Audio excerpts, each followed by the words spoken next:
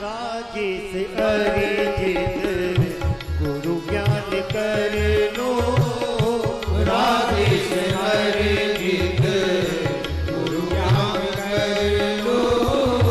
या प्रेम से कृष्ण गुणगान कर लो, या प्रेम से कृष्ण गुणगान कर लो। अथवा श्री राम नाम, अथवा श्री राम नाम, अथवा श्री राम नाम, अथवा श्री राम नाम। रटो निज नियम से किसी अन्य गुण में भरोसे न रहना, किसी अन्य गुण के भरोसे न रहना। ये तन कीमती है मगर है विनाशी, ये तन कीमती है मगर है विनाशी। कभी अगले क्षण के भरोसे न रहना, अगले क्षण के भरोसे न रहना। निकल जाएगी छोड़ काया जो पल में, निकल जाएगी छोड़ काया जो पल में। ढलने के भरोसे न रहना, सदा श्वास धन के भरोसे न रहना, कभी अगले क्षण के भरोसे न रहना, कभी अगले क्षण के भरोसे न रहना। श्री सीतारामचंद्र भगवान की जय। संसार की इस अनित्यता को बार बार विचार करते रहना चाहिए। संसार की अनित्यता का, इसकी नश्वरता का बार बार विचार करते रहे तो व्यक्ति भ्रम में नहीं पड़ता। गीता में भगवान कृष्ण भी यही कहते हैं, अनित्यम सुखम लोकम इमं प्राप्य भजस्व माम। ये संसार अनित्य है, यहां के साधन अनित्य हैं। तुम्हें ये शरीर रूपी जो साधन मिला, ये शरीर भी अनित्य है। तो अनित्यम सुखम लोकम, अनित्य साधन को इस लोक में पाकर अनित्य लोक में आकर क्या करें? तो भगवान कहते हैं भजस्व माम, मेरा भजन कर लो और कुछ मत करो। सच पूछो तो सच्चाई यही है कि इस दुनिया में आकर के भजन कर लें, यही अच्छा काम है, बाकी सब बेकार है, सब बेकार है। अगर ऐसा न होता तो बड़े बड़े राजा महाराजा राजपाट सब छोड़ करके जंगल में जाकर के परमात्मा का भजन क्यों करते? इतिहास गवाह है। जब उनको समझ में आ जाता सत्य क्या है, बोले चलो छोड़ो ये सब कुछ नहीं। तो भगवान का भजन ही इस संसार में सार्थक कार्य है, बाकी तो सब निरर्थक ही, प्रयोजन रहित है। भगवान श्री राम के पावन चरणों में हमारी भक्ति हो, हम भगवान के भजन में लग जाएं, यही जीवन का परम सार है। लेकिन भगवान के भजन में कैसे लगे? बोले पहले तो भगवान को ही जानो, भगवान है कौन? तो भगवान को बिना जाने, उनके स्वरूप को बिना समझे उनकी भक्ति भी नहीं हो सकती। तो भगवान को समझने का और जानने का तरीका क्या है? तो काकभूषुंड जी महाराज कहते हैं, जाने बिनु न हो ही परतीति, बिनु परतीति हो ही नहीं प्रीति, प्रीति बिना नहीं भगति दृढ़ाई, जिम खगेश जल के चिकनाई। बिना जाने भगवान से प्रीति नहीं हो सकती और प्रीति के बिना भक्ति दृढ़ नहीं हो सकती। और भगवान को जानने का एक ही तरीका है, श्रोतव्यो, सुनो। श्रोतव्यो मंतव्यो निदिध्यासितव्यः। वेद कहता है पहले भगवान के विषय में सुनो, खूब सुनो और सुनने के बाद उसका मनन करो, मंतव्य। फिर बोले फिर निदिध्यासितव्य, उसे अपने व्यवहार में जोड़ लो। तो बार बार भगवान के विषय में श्रवण करने से ही भगवत तत्व का बोध होता है। कल की कथा में आप सभी लोगों ने श्रवण किया, मिथिला में भगवान का विवाह संपन्न हुआ, चारों वर वधू अयोध्या पधारे। जब से विवाह कर करके राम जी अयोध्या आए, अयोध्या का वैभव और भी दिव्य हो गया। जब ते राम ब्याहि घर आए, नित नव मंगल मोद बधाए। भुवन चार दिस भूधर भारी, सुकृत मेघ वर्षई बर भारी। अयोध्या में परमानंद हुआ। उसी समय भरत जी के मामा महाराज युधाजित, जो केकय देश के राजा थे, श्री रघुनाथ जी के विवाह में वो भी आए थे सम्मिलित होने के लिए। बारात से लौटकर जब अयोध्या पहुंचे और महाराज युधाजित अपने केकय देश जाने लगे, तो जाते समय महाराज युधाजित ने दशरथ जी से कहा, राजन कुछ दिन के लिए भरत को ननिहाल भेज दो, ये मेरे साथ चलें और ननिहाल में रहें, वहां का आनंद अनुभव करें। दशरथ जी ने कहा ठीक है, अगर भरत जी की इच्छा है जाने की तो आपके साथ जाएं, कोई आपत्ति नहीं। तो श्री भरत जी महाराज अपने मामा युधाजित के साथ अपने ननिहाल चले गए विवाह के तुरंत बाद। और जब भरत जी जाने लगे तो उनके साथ श्री शत्रुघ्न जी भी गए।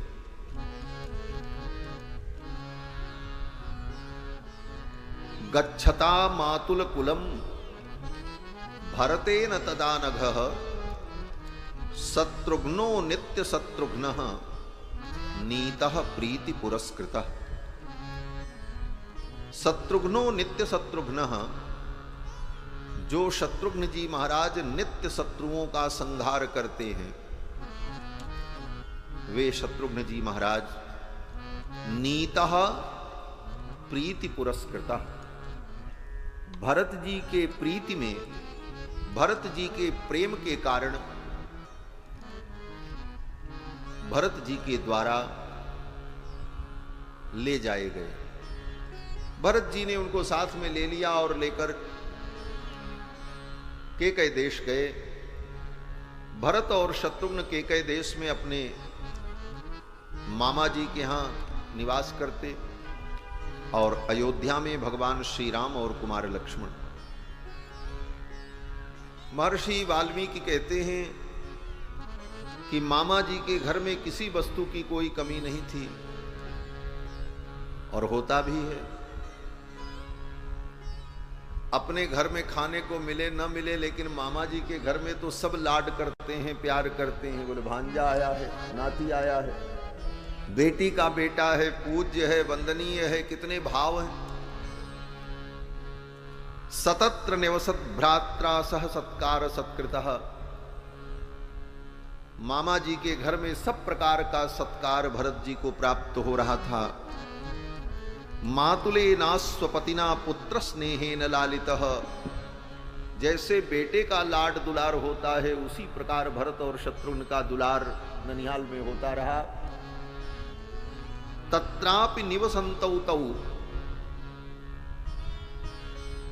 मामा के घर में रहकर तर्प्यमाणौ च कामतः, हर इच्छाएं भरत और शत्रुघ्न की पूरी होती थी, किसी वस्तु की कोई कमी नहीं थी। लेकिन इसके बाद भी भैया भरत और शत्रुघ्न अयोध्या का ही स्मरण करते थे। वाल्मीकि जी कहते हैं कि भ्रातरौ स्मरताम वीरौ, अयोध्या से ज्यादा सुख सुविधा मामा जी के घर में प्राप्त हो रही थी, लेकिन भरत और शत्रुघ्न बार बार अयोध्या का स्मरण करते थे। और अयोध्या में भी वृद्धम दशरथम नृपम, अपने बूढ़े पिता महाराज दशरथ का बार बार स्मरण करते थे। और अयोध्या में भगवान श्री राम कुमार लक्ष्मण महाराज दशरथ की सेवा में रहते और उनकी आज्ञा का पालन करते हुए प्रजा के कार्य में सहयोग करते थे। यहां पर एक बार महर्षि वाल्मीकि ने फिर स्मरण दिलाया कि ये राम जी कौन है। समय समय पर प्रसंग प्रसंग में महर्षि वाल्मीकि राम जी के परत्व का स्मरण कराते। परत्व माने राम जी परम तत्व हैं। रामान नास्ति परायणम परतरम, राम से परे कोई तत्व नहीं है। राम जी परम तत्व हैं, इस बात का बार बार स्मरण महर्षि वाल्मीकि प्रसंग आने पर वर्णन करते हैं। ये मैं इसलिए कह रहा हूं कि बहुत से लोगों के मन में इस बात का भ्रम पैदा किया जाता है कि आदि कवि महर्षि वाल्मीकि ने राम को भगवान परमात्मा नहीं माना। वाल्मीकि ने अपने नायक राम को एक मर्यादा पुरुषोत्तम सच्चरित्र पुरुष के रूप में प्रतिष्ठित किया, भगवान के रूप में उनका वर्णन वाल्मीकि जी ने नहीं किया। ऐसा लोग कहते, मैं नहीं कह रहा हूं। और लोग ये भी कहते हैं कि राम तो एक महापुरुष थे, ये तो कालांतर में गोस्वामी तुलसीदास जी जैसे भक्त के कारण उन्होंने जब रामचरितमानस की रचना की तब राम को परमात्मा के रूप में उन्होंने अपने ग्रंथ में प्रतिष्ठित किया, तब उनको लोग भगवान के रूप में समझने लगे। अन्यथा आदि कवि वाल्मीकि ने तो राम को एक मर्यादा पुरुषोत्तम महापुरुष के रूप में वर्णन किया। ऐसी बातें आजकल के तथाकथित प्रबुद्ध समाज में उच्च शिक्षा प्राप्त लोगों के बीच में ये चर्चा का विषय बनता है। कुछ दिन पहले आपने सुना होगा, एक हाई कोर्ट के चीफ जस्टिस थे काटजू,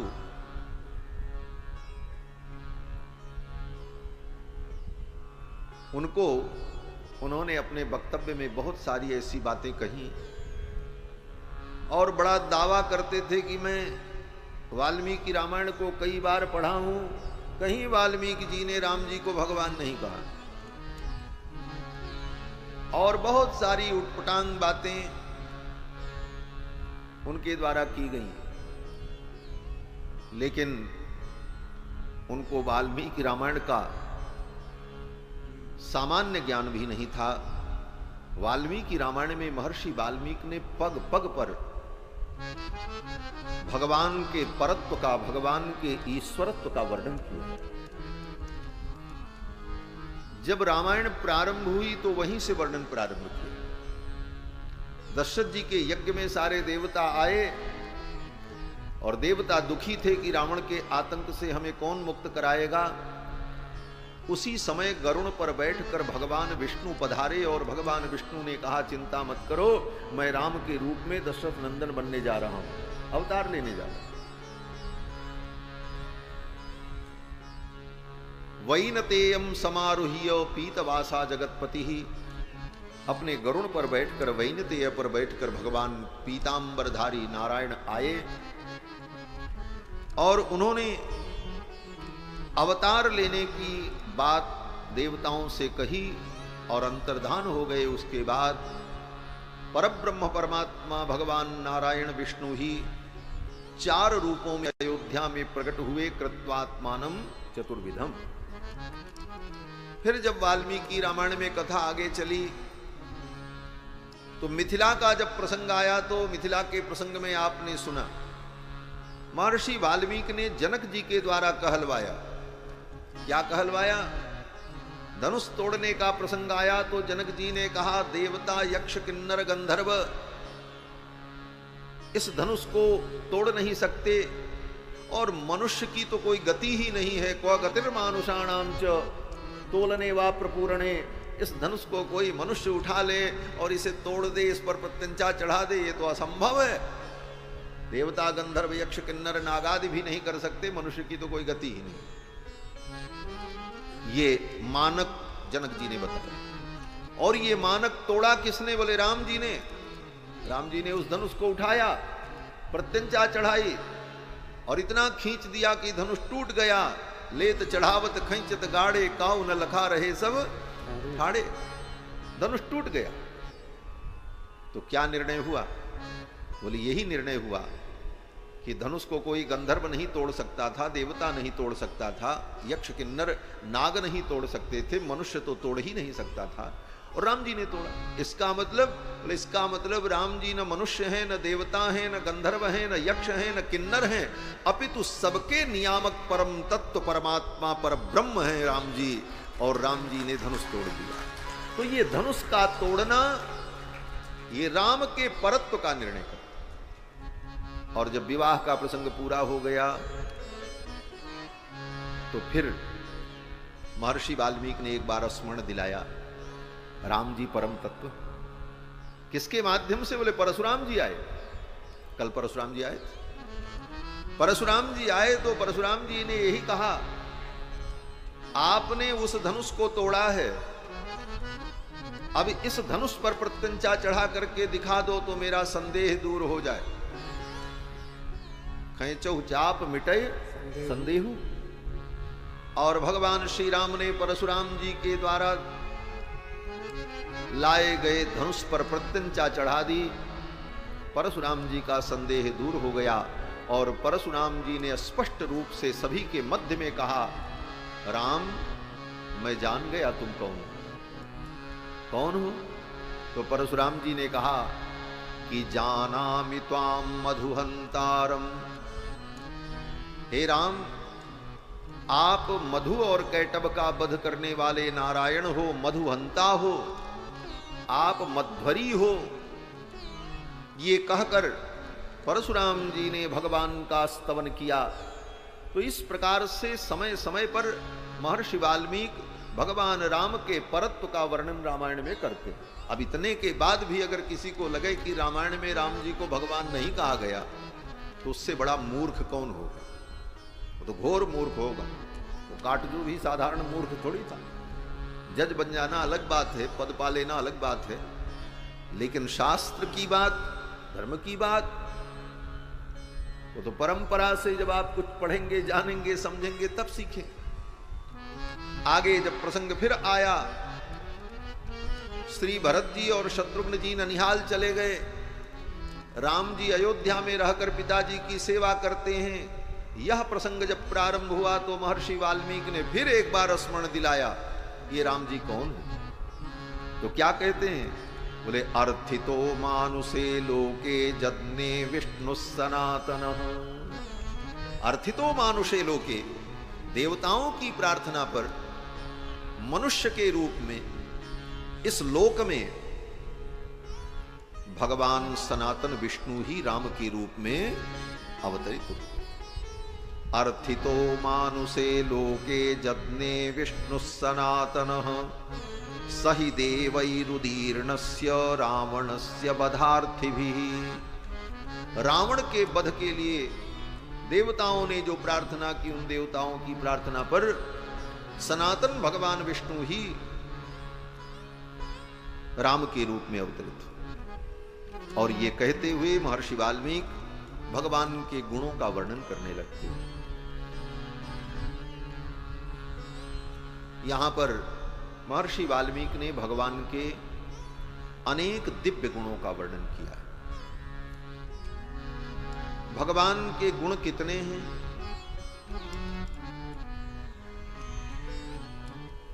और भगवान के अवगुण कितने हैं?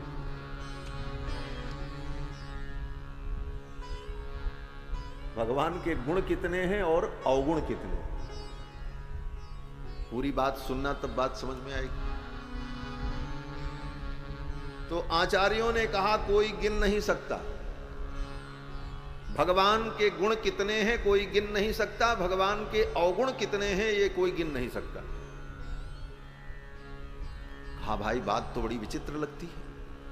कहते हैं भगवान के गुण अनंत हैं, इसलिए कोई गिन नहीं सकता, और भगवान में अवगुण है ही नहीं है, तो तुम गिनोगे कहां से?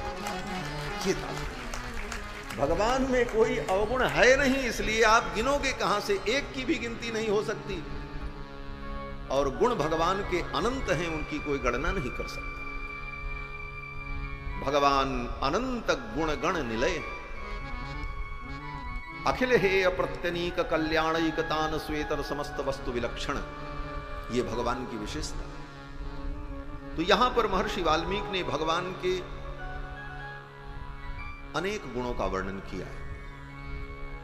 भगवान के ये जो गुण हैं, ये दिव्य हैं और नित्य हैं। ये बात समझ लेनी चाहिए, भगवान कभी निर्गुण नहीं है। ये बात हवा उड़ती है, भगवान निर्गुण है, निर्गुण है। निर्गुण का मतलब जिसके अंदर निंदित गुण नहीं है वो निर्गुण, और जिसके अंदर सद्गुण विद्यमान है वो सगुण। ये सगुण निर्गुण की परिभाषा हमारे आचार्यों ने मानी। तो भगवान के अंदर दिव्य गुण सदा विद्यमान रहते हैं, और भगवान के दिव्य गुण नित्य हैं। लेकिन भगवान के इन दिव्य गुणों की उपयोगिता वैकुंठ में नहीं रहती। क्यों? ले वैकुंठ में भगवान विराजते हैं, भगवान में सारे गुण हैं, लेकिन वो सब गुण ठंडे बस्ते में पड़े रहते हैं, उनका कोई उपयोग नहीं होता। क्यों? बोले वैकुंठ में भगवान अपने किसी गुण का उपयोग नहीं कर पाते। भगवान का एक गुण है दया। अब वैकुंठ में भगवान किस पर दया करें? वैकुंठ में कोई दया का पात्र नहीं होता। वैकुंठ में जो जीव जाता है वो तो समस्त पाप कर्मों से मुक्त होकर, बंधन से मुक्त होकर, एष आत्मा अपहत पापमा विजरो मृत्युर्विशोकः अजिघित्सः अपिपासः सत्यकाम सत्य संकल्प आविर्भूत गुणाष्टकः, इन सारे गुणों से संपन्न जीवात्मा दिव्य रूप से वैकुंठ में जाता है, तो उस पर क्या दया भगवान करे? वो दया का पात्र होता ही नहीं। तो वैकुंठ में भगवान का दया गुण भी ठंडे बस्ते में पड़ा रहता है। भगवान बड़े उदार हैं। अब वैकुंठ में भगवान किसको अपनी उदारता दिखावें? क्यों? बोले वैकुंठ में जितने भगवान के पार्षद होते हैं उनको कुछ चाहिए ही नहीं, कोई कामना ही नहीं होती। समस्त कामनाओं से उपरत होने पर ही तो वैकुंठ की प्राप्ति होती। तो वैकुंठ के जीव जो हैं वो भगवान से कोई कामना ही नहीं करते, तो भगवान क्या उदारता दिखाएं? भगवान का एक गुण है क्षमा। वैकुंठ में भगवान किसको क्षमा करें? बोले वैकुंठ में कोई अपराध करता ही नहीं, वहां सब दिव्यात्मा होते हैं, कोई अपराध करेगा ही नहीं, किसको क्षमा करें? वो क्षमा गुण भगवान का ठंडे बस्ते में पड़ा। भगवान बड़े वीर हैं, पराक्रमी हैं। वैकुंठ में किससे लड़ें? किसको अपना पराक्रम दिखावें? भगवान के अंदर कितनी शक्ति है, कितना पराक्रम है। वैकुंठ में किससे पटका पटकी करें भगवान? वह भी गुण भगवान का ठंडे बस्ते में पड़ा।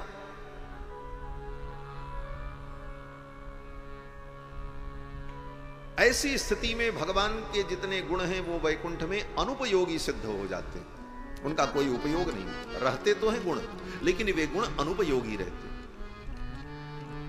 तो भगवती महालक्ष्मी कहती हैं भगवान से, प्रभु ये आपके गुण जो हैं बड़े अच्छे हैं, लेकिन इन गुणों का कभी कोई उपयोग भी होगा कि ऐसे रहेंगे?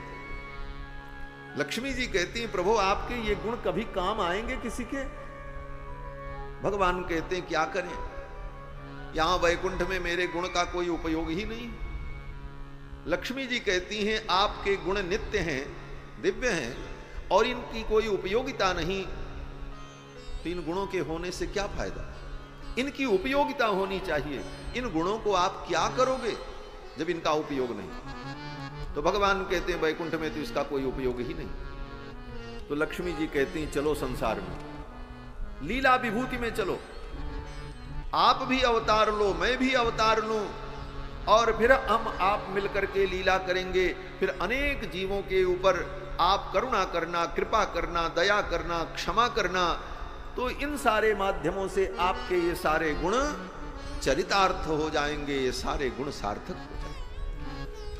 तो भगवान अगर अवतार लेकर इस धरा मंडल पर ना आए तो भगवान के जो गुण हैं वे भी ठंडे बस्ते में पड़े, उनका कोई उपयोग नहीं।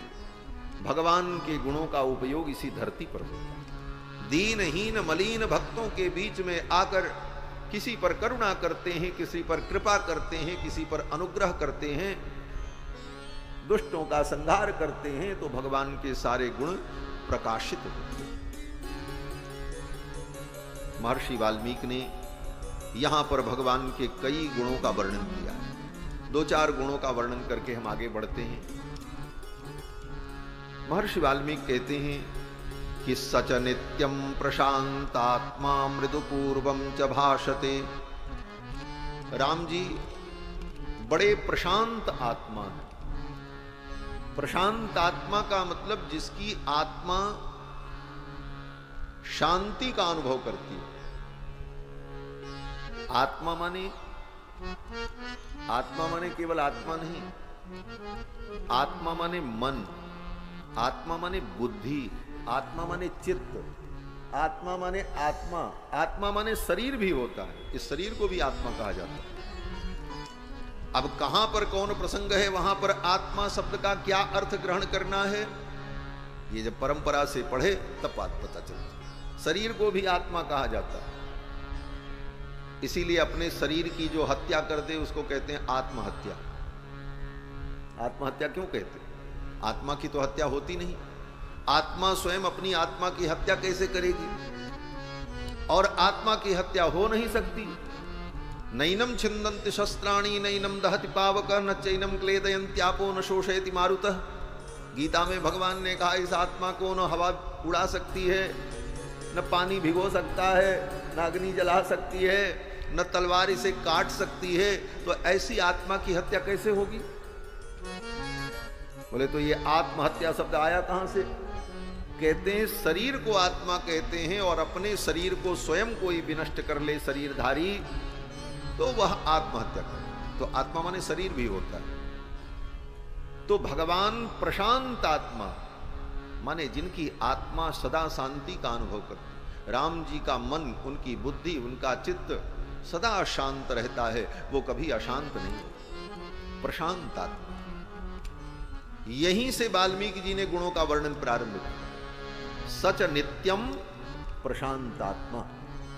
ये प्रशांत आत्मा में एक संकेत, बोले क्या संकेत है? बोले भगवान प्रशांत आत्मा है, सदा शांत रहते हैं, उनका मन बुद्धि चित्त सब शांत रहता है। शांत स्वरूप उनका है। किसका है शांत स्वरूप? बोले भगवान विष्णु का स्वरूप जो है वो शांत स्वरूप है। शांताकारम भुजग शयनम पद्मनाभम सुरेशम। तो जो शांताकारम है भगवान विष्णु, वही राम के रूप में अवतरित हैं। इसलिए सच नित्यम प्रशांतात्मा मृदुपूर्वम च भाषते। राम जी के दूसरे गुण का वर्णन करते हुए कहते हैं राम जी मृदुपूर्वम च भाषते। राम जी बहुत मधुर बोलते हैं। राम जी की वाणी बड़ी मधुर। और पूर्वम भाषते, भगवान राम का एक नाम है पूर्व भाषिणे नमः। राम जी के 108 नामों का उच्चारण करके जब पूजा की जाती है तो वहां पर राम जी का एक नाम है पूर्वभाषी। पूर्वभाषी माने राम जी पहले बोलते हैं। ये पहले बोलना क्या है? बोले ये भी भगवान का बहुत बड़ा गुण है। कोई बहुत बड़ा पद प्रतिष्ठित व्यक्ति हो, उसके दरवाजे पर कोई दीनहीन व्यक्ति जाए तो क्या स्थिति होगी? बोले वो दीनहीन अपने दुख को सुनाना चाहता है, लेकिन सामने वाले के ऐश्वर्य वैभव और महिमा को देखकर उसे हिम्मत नहीं हो पाती। वो हिम्मत नहीं जुटा पाता कि मैं इनके पास कैसे जाऊं और कैसे कहूं। और वो पद प्रतिष्ठित व्यक्ति, सम्मान गरिमा से युक्त व्यक्ति, वो अपनी गरिमा और पद की प्रतिष्ठा में बैठा रहता है कि जब तक हमसे कोई कुछ कहे ना तब तक मैं क्या बोलूं, वो बोलता ही नहीं। परिणाम बोले परिणाम ये होता है कि संवाद प्रारंभ ही नहीं हो पाता। राम जी इतने महान हैं कि राम जी के पास कोई दीनहीन मलिन आ जाए, संकोच के कारण, दीनता के कारण, भय के कारण राम जी से अपने मन की बात कहने की हिम्मत न जुटा सके, तो राम जी प्रतीक्षा नहीं करते, राम जी ही उससे बोल पड़ते हैं, भैया तुम किस कार्य से आए हो, मैं तुम्हारा क्या कार्य कर सकता हूं। पूर्वभाषी, ये पूर्वभाषी का पहले ही बोल देते हैं। कितना बड़ा सद्गुण, पूर्वभाषी प्रियम वदा, पहले ही बोलकर राम जी उसके संकोच को दूर कर देते। आगे महर्षि कहते हैं कि उच्यमानोपि परुषम नोत्तरम प्रतिपद्यते। राम जी का धैर्य कितना है। उच्यमानोपि परुषम, अगर कोई व्यक्ति राम जी को कठोर वचन भी कह दे, अपशब्द भी कह दे, तो राम जी उसे सुन लेते हैं, उसका उत्तर नहीं देते। उच्यमानोपि परुषम, परुषम माने कठोर वचन। उच्यमानोपि, सामने वाला व्यक्ति अपशब्द कह दे भगवान को, उनकी निंदा कर दे,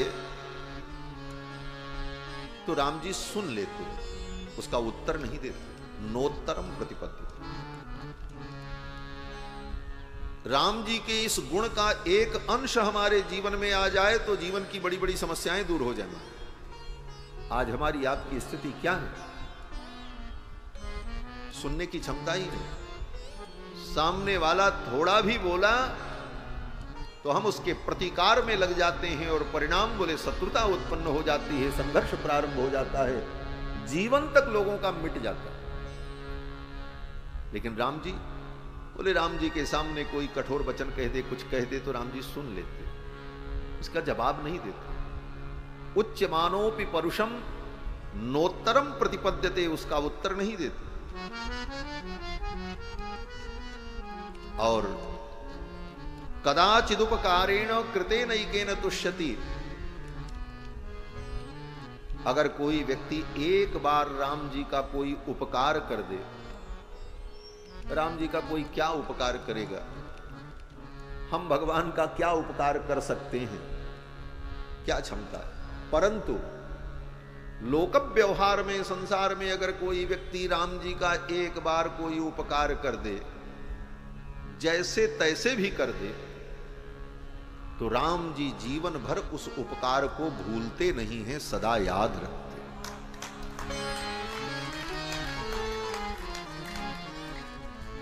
कदाचिदुपकारेण कृते नैकेन, एक बार किए गए उपकार को सदा याद रखते। कृते नैकेन तुष्यति।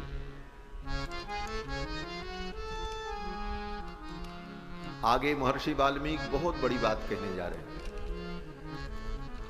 किसी ने कहा, महाराज एक बार किसी ने राम जी का उपकार कर दिया तो राम जी जीवन भर उसे नहीं भूलते, लेकिन अगर उसने राम जी का अपकार कर दिया, गलती कर दी, महर्षि वाल्मीकि कहते हैं एक बार उसने अगर उपकार किया है तो उसके बाद अगर वो 100 गलतियां भी करेगा तो राम जी उसकी 100 गलतियों को याद नहीं रखते, उसके उपकार को याद रखते हैं, इसने अच्छा किया।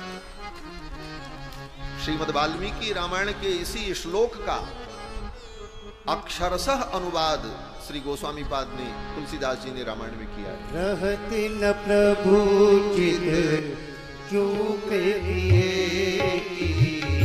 रहते न प्रभु चित चूक किए, सुरत सुरति सहबार किए,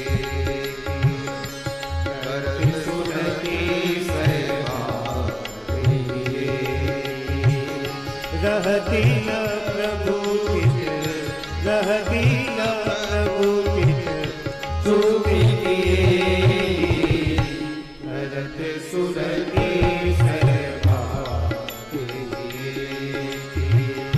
भरत सुरति सहबार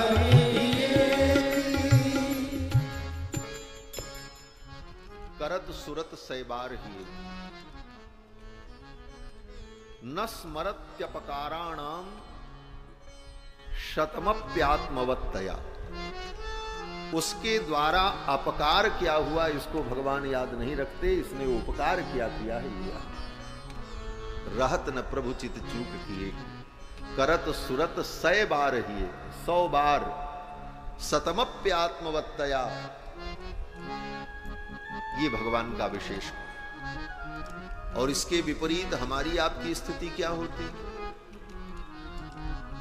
व्यक्ति ने कितने उपकार किए, हम उपकार भूल जाते हैं और एक बार उसने क्या गलती की है उसी को जिंदगी भर रटते रहते हैं। इसने ऐसा कर दिया, इसने ऐसा कर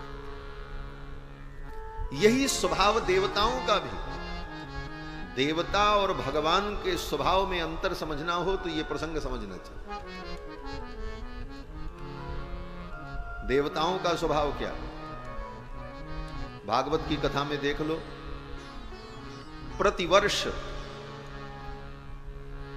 ब्रजवासी देवराज इंद्र की पूजा करते थे, 56 भोग समर्पण करते थे और वर्षों से करते चले आए, पीढ़ी दर पीढ़ी करते चले आए।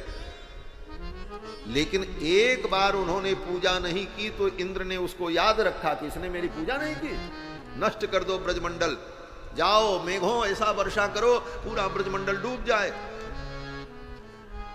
एक बार ब्रजवासियों ने पूजा नहीं की तो उसको इंद्र ने याद रखा और पीढ़ी दर पीढ़ी से उन लोगों ने इंद्र की जो पूजा की उसे इंद्र ने भुला दिया। क्या यही सिद्धांत होना चाहिए? कहते हैं अब देवता हैं, भोगी हैं, ठीक है, लेकिन जब भगवान की बात आती है तो कहते हैं भगवान तुमने एक बार उपकार किया है तो उसे भगवान सदा याद रखते हैं, तुमने 1000 गलतियां की हैं भगवान उसे याद नहीं रखते। गलती किससे नहीं होती? गलती तो ब्रह्मा से भी होती जो सृष्टि बनाए। पुराण पढ़ डालो, ब्रह्मा से भी बहुत सी गलतियां हुई हैं। हम आप क्या, ये सृष्टि ही गुण दोषमय है। गोस्वामी जी महाराज कहते हैं कि गुण दोषमय विश्वकीन करतार, संत हंस गुण गहहि पय परिहरि बारी विकार, विधि प्रपंच गुण अवगुण साना। ये सृष्टि विधाता ने कैसे बनाई? बोले गुण अवगुण दोनों को एक में सान करके तब सृष्टि बनाई। ये रोटी कैसे बनेगी? बोले आटा को सानना पड़ेगा।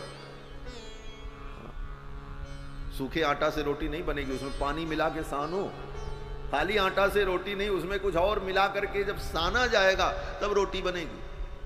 सृष्टि केवल गुण से नहीं चल सकती, सृष्टि केवल दोष से नहीं चल सकती। केवल दोष रहेगा तो सृष्टि नष्ट हो जाएगी और केवल गुण गुण रहेगा तो सृष्टि आगे बढ़ेगी। इसलिए ब्रह्मा भी गुण दोष को मिला करके सृष्टि बनाते हैं। विधि प्रपंच गुण अवगुण साना, सान करके बना। तो दोष तो सब में है, निर्दोष कोई नहीं। तो भगवान जीव ने उपकार क्या किया ये देखते हैं, इसका दोष क्या है भगवान नहीं देखते। और सच्ची बात है, दुनिया दोष देखे, देवता भी हमारा दोष देखें, लेकिन भगवान भी अगर दोष देखने लग जाएंगे तो जीव का कभी उद्धार नहीं हो सकता, कभी नहीं हो सकता, कभी नहीं होगा। हम कभी दोष मुक्त हो ही नहीं सकते। और जब उद्धार की बात आएगी तो भगवान कहते हैं तुम्हारे अंदर दोष है, तब तो लो महाराज, कभी उद्धार होना ही संभव नहीं है। इसीलिए गीता में भगवान ने कहा दोष की चिंता तुम मत करो। अहम त्वा सर्व पापेभ्यो मोक्षयिष्यामि मा शुचः, मैं तुमको समस्त पापों से मुक्त करूंगा, तुम केवल मेरी शरण में आ जाओ। तुम्हारे दोष मैं दूर करूंगा, तुम नहीं दूर कर पाओ। तुम अगर दूर कर पाते तो अब तक कब का दूर कर लिए हो। तो भगवान का यही स्वभाव है। भगवान जीव के उपकार को देखते हैं, इसने अपकार क्या किया ये नहीं देखते। एक बात और, कैसा उपकार? तो वाल्मीकि जी ने यहां जो कहा है कदाचिदुपकारेण। कदाचित माने कभी किसने कोई उपकार कर दिया हो तो उसको राम जी सदा याद रखें। यहां पर कदाचित शब्द का अर्थ जो किया है गोविंदराज स्वामी जी ने अपने ग्रंथ में, रामायण के बहुत बड़े व्याख्याकार हैं श्री गोविंदराज स्वामी जी, वहां पर कदाचित का वो भाव लिखते हैं कि जैसे आपका कोई प्रिय अतिथि आपके यहां आने वाला था, आपको सूचना आई कि आज शाम को महाशय आ रहे हैं, आपको बड़ी खुशी हुई, मेरे बड़े प्रेमी हैं, आ रहे हैं, उत्साह मन में हो गया।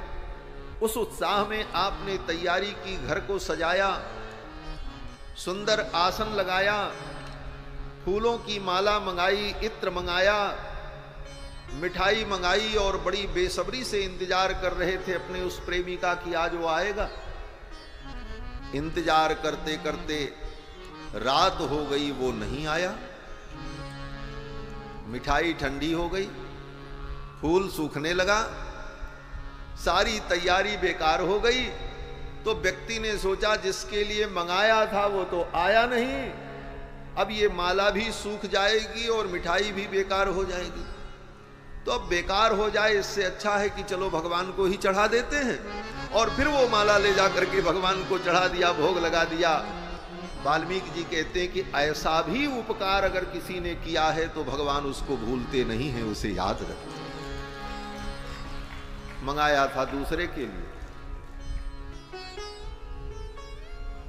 जब दूसरे के काम लायक नहीं रहा तो उसने सोचा चलो भगवान को ही चढ़ा दे। एक पुरानी कहावत है, मुअल बछिया बभने के नाव, उड़द सतुआ पितरन के नाव। पुरानी कहावत है। बछिया मरने लगी, बोले लाओ गोदान कर देते हैं, पुण्य हो जाएगा। पहले नहीं किया, जब मरने लगी तो मर तो जाएगी, बेकार ही हो जाएगा, तो कुछ पुण्य हो जाए। तो ऐसे गोदान का कोई महत्व नहीं है। लेकिन ऐसी स्थिति में भी भगवान के लिए अगर कुछ समर्पण किया है तो भगवान कहते हैं चलो उसको भी मैं तुम्हारा उपकार मानता हूं। ये भगवान की विशेषता। रहत न प्रभु चित चूक किए कि करत सुरत सहबार ही। भगवान के अनेक गुणों का वर्णन किया। न चानृत कथो विद्वान वृद्धानाम प्रतिपूजकः। राम जी कभी कोई झूठी कथा नहीं कहे। राम जी कोई झूठा आख्यान व्याख्यान नहीं करते। और विद्वान वृद्धानाम प्रतिपूजक। राम जी सदा वृद्ध जनों का आदर करते हैं। वृद्ध जनों की, श्रेष्ठ जनों की राम जी सदा पूजा करते हैं। और जब शास्त्रार्थ की बात आ जाए, तर्क वितर्क की बात आ जाए, तो राम जी से बड़ा कोई तार्किक इस दुनिया में नहीं हो सकता। महर्षि वाल्मीकि कहते हैं उत्तरोत्तर युक्ति नाम वक्ता वाचस्पतिर यथा। उत्तरोत्तर युक्ति नाम, हर उक्तियों का उत्तर देने का सामर्थ्य राम जी के अंदर है। ऐसे भगवान श्री राम और राम जी सामाजिक व्यवहार में भी बहुत प्रवीण हैं। लौकिके समयाचारे कृतकल्पो विशारदः। लौकिक व्यवहार में, समयाचार में, शिष्टाचार में राम जी बड़े प्रवीण हैं। और इसके साथ साथ हमारे रघुनाथ जी बड़े रसिक भी हैं। लोग कहते हैं कि कन्हैया तो बंशी बजाते हैं, कन्हैया गीत गाते हैं, कन्हैया रासलीला में नृत्य करते हैं, राम जी को तो गीत संगीत और नृत्य से कोई लेना देना नहीं।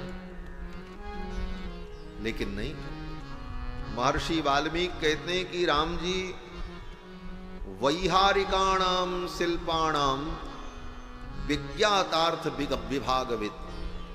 जितने वैहारिक शिल्प हैं, वैहारिक शिल्प माने बिहार की में प्रयोग होने वाली कलाएं। बिहार माने आनंद, रसमयी लीला, और उस रसमयी लीला में जितनी कलाएं होती हैं, नृत्य, वाद्य, गीत, उन सब में राम जी पर प्रवीण है, विज्ञातार्थ विभाग विद। कन्हैया तो केवल बंसी बजाते हैं और हमारे राम जी बोले मृदंग भी बजाते हैं, वीणा भी बजाते हैं, समस्त प्रकार के वाद्यों में प्रवीण, गायन में प्रवीण, समस्त कलाओं में राम जी परम प्रवीण। भगवान श्री राम के इन दिव्य गुणों को देखकर दशरथ जी के मन में हुआ, क्यों न मैं अपने राम को युवराज पद पर अभिषिक्त करूं। और ये बात दशरथ जी के मन में कब आई? बोले एक दिन दशरथ जी महाराज अपनी सभा में बैठे थे, संयोग से उसी दिन राम जी का 24वां जन्मदिन था, रामनवमी का ही दिन था। रामनवमी आने वाली आज से ठीक 15 दिन बाद। आज भी नवमी है, लेकिन चैत्र कृष्ण की नवमी। रामनवमी के दिन राम जी के 24वें जन्मदिन के अवसर पर यह घटना घटित हुई। राम जी 24 वर्ष के हो गए। दशरथ जी महाराज अपनी सभा में बैठे थे, उनका मुकुट टेढ़ा हो गया। सेवक समझ गए, सेवक लोग दर्पण लेकर के आए। दशरथ जी महाराज ने उस दर्पण में अपना मुख देखकर अपना मुकुट सीधा करने का प्रयत्न किया, और जब मुकुट सीधा कर रहे थे तो दशरथ जी की दृष्टि अपने कानों के पास गई। कान के पास के बाल सफेद हो गए थे। दशरथ जी ने सोचा, ये कान के पास के बाल जो सफेद हो गए हैं, ये बाल जो है सफेद होकर के हमारे कान में कुछ कहना चाहते हैं। क्या कहना चाहते हैं? बोले श्रवण समीप भये सित केसा, मनहु जरठपन असौपदेशा। कान के पास के ये बाल सफेद होकर कानों में कहना चाहते हैं, दशरथ अब तुम बूढ़े हो गए, बहुत राज्य किया, बहुत संसार का सुख भोगा, अब ये राज्य सत्ता राम को सौंप दो और तुम निश्चिंत हो, चिंता मुक्त हो। दशरथ जी महाराज ने जब देखा दर्पण में, तो दशरथ जी महाराज को चिंता हो गई। श्रवण समीप भय सित केसा, श्रवण समीप भय सित केसा, मनहु जरठपन अस उपदेशा, मनहु जरठपन अस उपदेशा। नृप जुगराज राम कहु देवु, नृप जुगराज राम कहु देवु, जीवन जन्म लाहु बिन लेहु, जीवन जन्म लाहु बिन लेहु, जीवन जन्म लाहु बिन लेहु। दशरथ जी ने सोचा, क्यों ना मैं अपने राम को अब राजा बना दूं और मैं इस सब कार्य से मुक्त हो जाऊं। बहुत किया राज्य, ये बाल यही कहना चाहते। भगवान शंकराचार्य, आदि शंकराचार्य भगवान अपने ग्रंथ में कहते हैं कि कृतांतस्य दूती जराकर्ण मूले। यमराज जो है, यमराज की जो दूती है, दूती माने सूचना देने वाली, वो कौन है? बोले जरा। जरा माने बुढ़ापा। बुढ़ापा आता है तो बुढ़ापा क्यों आता है? शंकराचार्य कहते हैं ये बुढ़ापा जो है यमराज की दूती है, सेविका है। यमराज भेजते हैं जाकर के सूचना दे दो, अब मरने का समय आने वाला है। कृतांतस्य दूती जरा कर्णमूले। और किस रूप में ये आती है? बोले कर्णमूले, कान के पास के बाल सफेद होना शुरू हो जाते हैं। कृतांतस्य दूती जरा कर्णमूले समागत्य लोका शृणुध्वम शृणुध्वम। ये कान के पास के बाल पक करके तुम्हारे कान में कहते हैं सुनो सुनो सुनो। व्यक्ति कहता हम नहीं सुनेंगे, तुम चिल्लाते रहो। क्या कहना चाहते हैं? बोले कान के पास के पके हुए बाल कहते हैं परस्त्री परद्रव्य हिंसा त्यजध्वम। परस्त्री परद्रव्य और हिंसा, इसको तुम छोड़ दो। भजद्वम रमानाथ पादारविंदम। रमानाथ जो भगवान है, इनके पादारविंद के भजन में अपने मन को लगाओ, क्योंकि अब तुम्हारी मृत्यु सन्निकट आने वाली है। ये शंकराचार्य का उपदेश। कृतांतस्य दूती जरा कर्णमूले समागत्य लोका शृणुध्वम शृणुध्वम परस्त्री परद्रव्य हिंसा त्यजध्वम भजध्वम रमानाथ पादा रविंदम। दशरथ जी महाराज ने कहा अब मैं भी बूढ़ा हो गया, अभी ये राज्य मैं अपने राम को दे दूं। और दशरथ जी ने सभा बुलाई। जितने छोटे मोटे राजा थे, रियासतदार, जमींदार, जागीरदार, सब बुलाए गए। सभा हुई। दशरथ जी महाराज ने यह प्रस्ताव रखा। उस सभा में सब बड़े बड़े राजा आ गए थे, केवल 2 राजा नहीं थे। न तो केकय राजानम जनकम वा नराधिपम। केकय नरेश नहीं थे और मिथिला नरेश जनक जी नहीं थे। इन दोनों लोगों की उतनी जरूरत दशरथ जी ने महसूस भी नहीं की। क्यों? बोले केकय नरेश तो दशरथ जी के ही ससुर थे और जनक जी महाराज राम जी के ससुर थे। राम जी को ही राजा बनाना है, तो राम जी को राजा बनाना है, इसमें जनक जी कोई विरोध कर नहीं सकते, न कभी कल्पना की जा सकती है। इसलिए उनकी अनुमति लेना न लेना कोई जरूरी नहीं था। और केकय नरेश, केकय नरेश दशरथ जी महाराज के ससुर हैं, वो भी विरोध नहीं कर सकते। दशरथ जी जो निर्णय लेंगे वो उनको स्वीकार्य हो। इसलिए उस सभा में ये 2 राजा उपस्थित नहीं थे, बाकी सभी राजा उपस्थित थे। दशरथ जी महाराज ने घोषणा की, मैं अपने राम को युवराज पद पर अभिषिक्त करना चाहता हूं।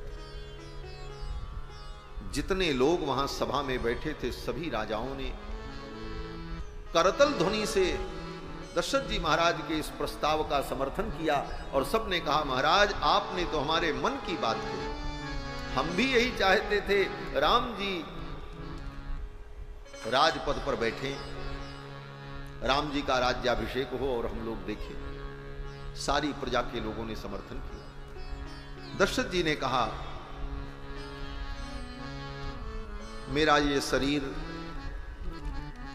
इदम शरीरम कृत्नस्य लोकस्य चरिता हितम, इस शरीर से मैंने लोक का बहुत हित किया, बहुत दिन प्रजा का पालन कर लिया।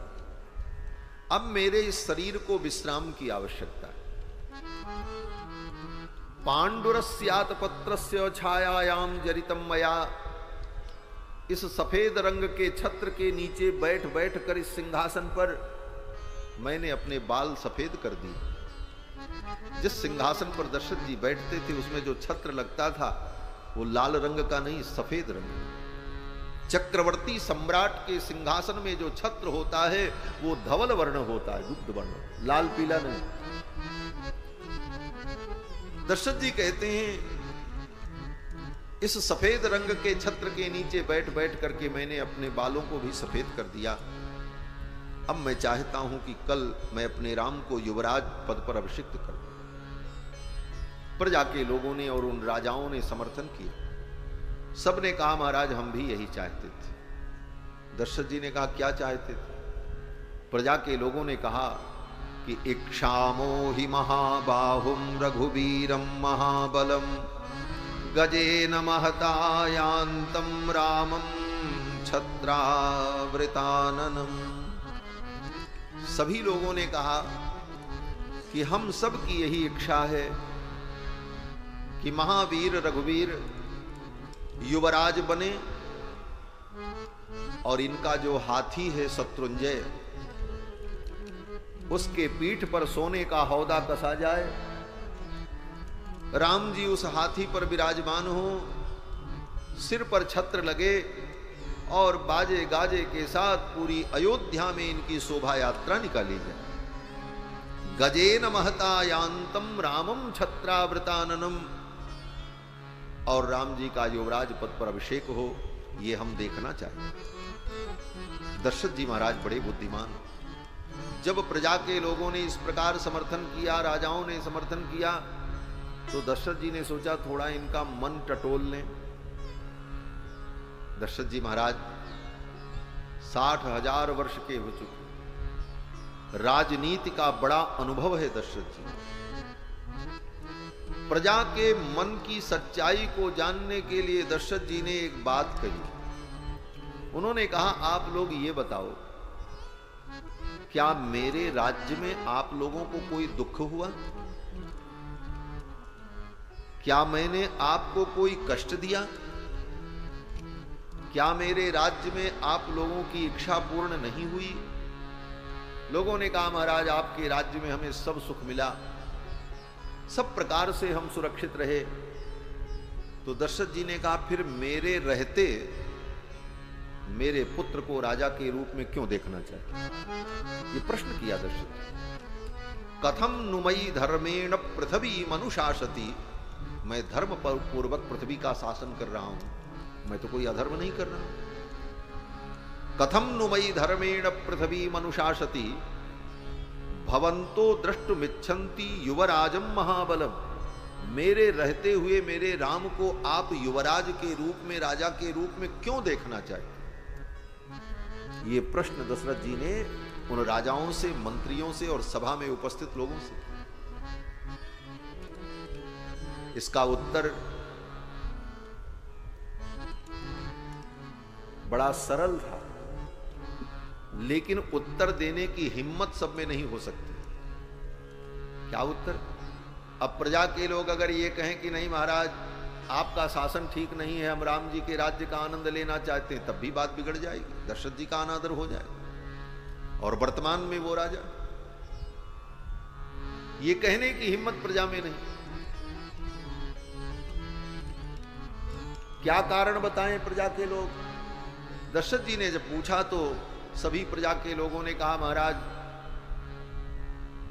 आप बुरा न माने, आपका राज्य बहुत अच्छा था, सब कुछ अच्छा है, लेकिन जो विशेषता राम जी में है, जो गुण हमारे राम जी में है, वो गुण आपके अंदर नहीं है। प्रजा ने कहा, जो गुण राम जी में है वो गुण आप में नहीं है। ऐसे ही दशरथ जी के मुख पर कह दिया महाराज। और इतना ही नहीं, अयोध्या की प्रजा ने और लोगों ने कहा, जो गुण राम जी में है वो गुण आप में नहीं है, और आप में ही नहीं, आपके बाप में भी वो गुण नहीं था, और उनके जो बाप थे उसमें भी वो गुण नहीं था, जो गुण हमारे राम में। प्रजा के लोगों ने कहा, जो गुण मेरे राम जी में है वो गुण आप में नहीं है। आप महान हैं, पराक्रमी हैं, वीर हैं, हम मानते हैं, लेकिन जो गुण राम जी में है वो आप में नहीं। आपके पिताजी में भी वो गुण नहीं था, उनके पिताजी में भी वो गुण नहीं था। और तो और प्रजा के लोगों ने कहा, इक्ष्वाकुभ्योपि सर्वेभ्यो यतरिक्तो विषाम पते, इस इक्ष्वाकु वंश में कोई ऐसा राजा नहीं हुआ जिसके अंदर राम जी जैसा गुण है। वो गुण मेरे राम जी। ऐसे राम को हम राजा के रूप में देखते। हम प्रभु श्री राम के राज्य का सुख अनुभव करना चाहते हैं।